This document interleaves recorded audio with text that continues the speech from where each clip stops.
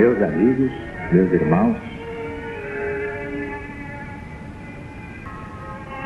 o Centro Espiritual Universalista, o CEL da LBV, unifica neste final de ciclo todos os ensinamentos de Jesus em espírito e verdade, mas à luz do novo mandamento.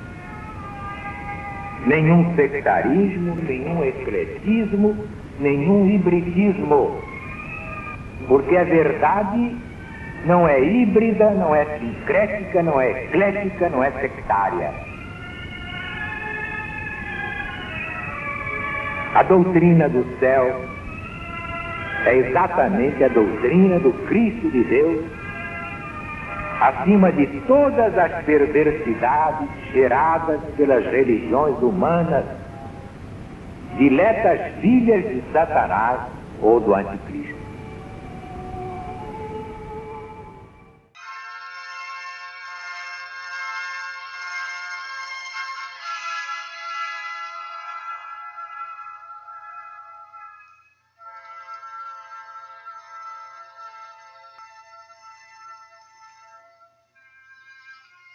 Doutrina do céu, Espírito da verdade.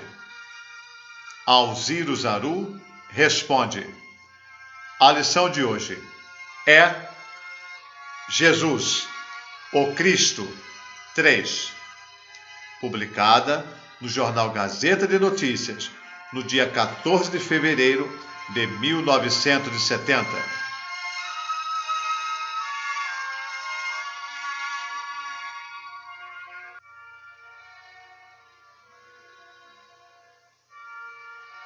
Ainda hoje, decorridos quase 2000 anos, é duro pregar aos homens as verdades divinas.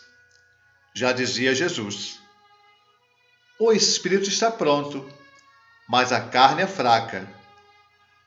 Como poderão as criaturas entender a missão sublime de Jesus na terra?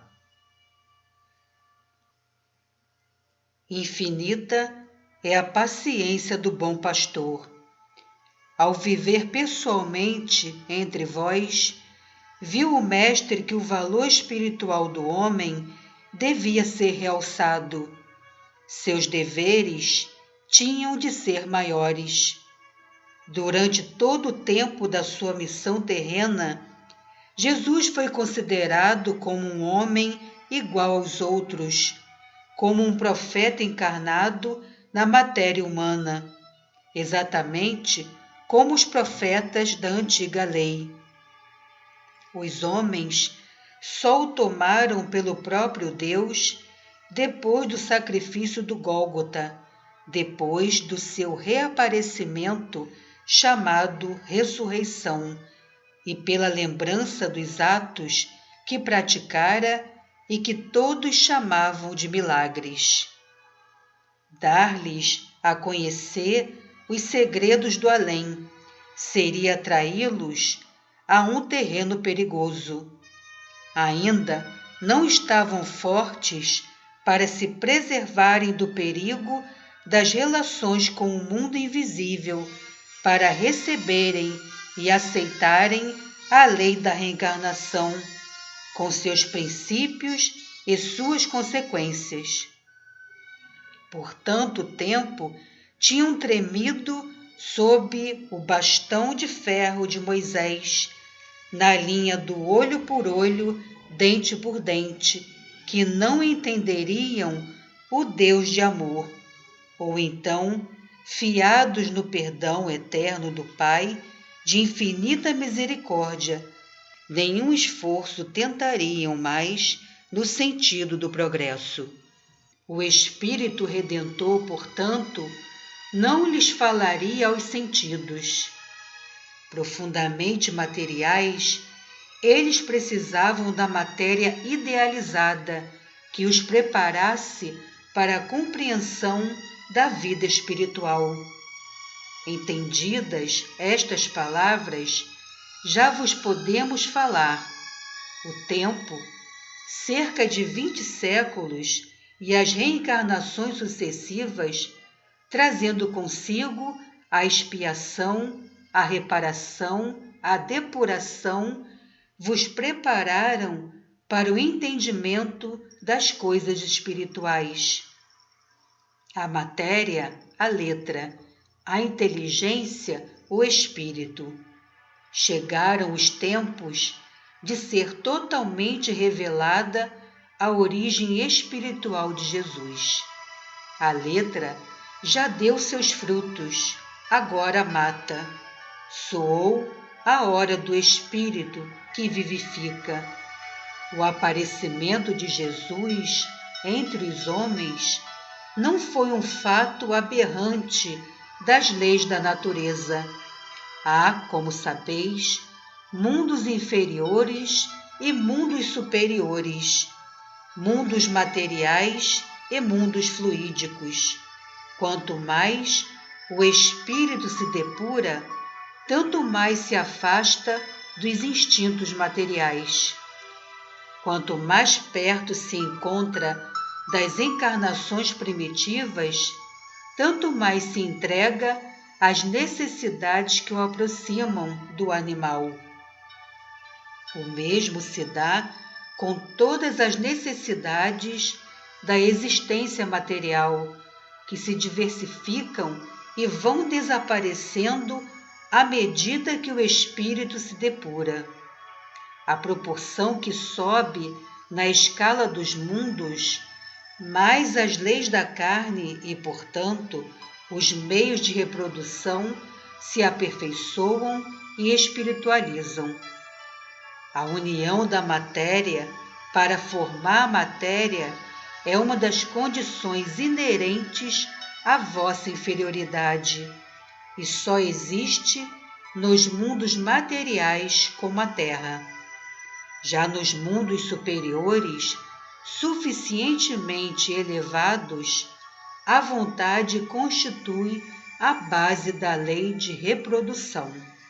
A vontade é que a provoca, operando sob a ação magnética, a reunião dos fluidos adequados no seio da família onde esta vontade se manifesta. Em tais mundos, o espírito surge por encarnação fluídica, isto é, por incorporação. Ao chegar ao planeta, encontra os fluidos necessários à sua incorporação e, por isso mesmo, a executa com o auxílio daqueles fluidos na família que o vai receber e tutelar. A vontade ou o desejo dos pais o chama e essa mesma vontade exerce atração sobre os fluidos que, associando-se ao perispírito e sendo por este assimilados, compõem, de acordo com as leis do vosso planeta, um corpo relativamente semelhante ao vosso. Os laços que ligam os pais aos filhos são mais fortes do que entre vós e não são suscetíveis, como no vosso mundo, de se desfazerem ou afrouxarem. Por isso que os pais e filhos compreendem toda a extensão deles. Nesses mundos elevados não há macho e fêmea, no sentido que dais a estas palavras.